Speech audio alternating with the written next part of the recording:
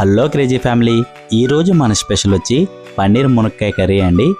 ఈ పన్నీర్ మునక్కాయ కర్రీ గురించి ఎంత మాట్లాడుకున్నా అది తక్కువేనండి.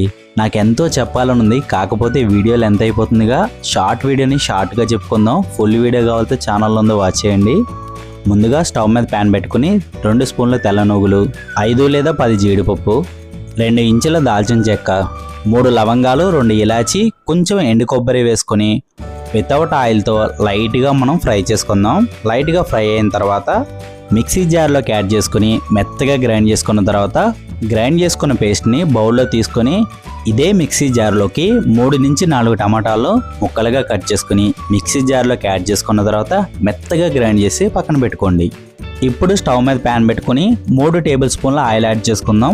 ఆయిల్ వేడైన తర్వాత 1 టీ స్పూన్ సాజీరా యాడ్ చేసుకుని సాజీరా చిట్పట్లాడుతూ లైట్గా ఫ్రై అయ్యే టైంలోనే ముందుగా కట్ చేసి పక్కన పెట్టుకున్న 1 కప్ ఆనియన్స్ యాడ్ చేసుకుందాం. అలానే కొంచెం కరివేపాకు, 2 నుంచి 3 పచ్చిమిర్చి యాడ్ చేసుకుని ఆనియన్స్ని లైట్గా ఫ్రై చేసుకోండి. లైట్గా ఫ్రై అయ్యే టైంలోనే 1 టీ స్పూన్ అల్లం వెల్లుల్లి పేస్ట్ వేసుకుని వేసిన అల్లం వెల్లుల్లి పేస్ట్ పచ్చివాసన పోయేంత వరకు బాగా ఫ్రై చేసుకోండి.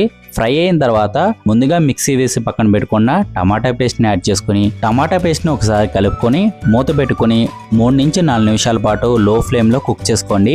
టమాటా బాగా కుక్ అయ్యి ఆయిల్ పైకి తేలే వరకు కుక్ చేసుకున్న తర్వాత కాజు టమాటా పేస్ట్ని కూడా యాడ్ చేసుకుని పచ్చివాసన పోయేంత వరకు బాగా కుక్ చేసుకున్న తర్వాత చిటికెడ పసుపు, మీ రుచికి తగినంత ఉప్పు, 1 టీ స్పూన్ కారం యాడ్ చేసుకొని కారం పచ్చివాసన పోయేంత వరకు బాగా కుక్ చేసుకోండి.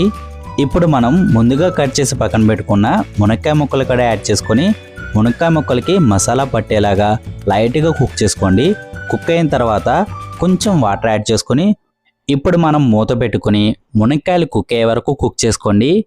కుక్ అయిన మునక్కాయల్లోకి ముందుగా కట్ చేసి పక్కన పెట్టుకున్న 200 గ్రామ్స్ పన్నీర్ని యాడ్ చేసుకుని 1 నిమిషం పాటు కుక్ చేసుకొని చివరగా కొత్తిమీర వేసుకుని ఒకసారి కలుపుకుంటే ఎంతో టేస్టీగా ఉండే మునక్కాయ పన్నీర్ కర్రీ రెడీ అయిపోయింది.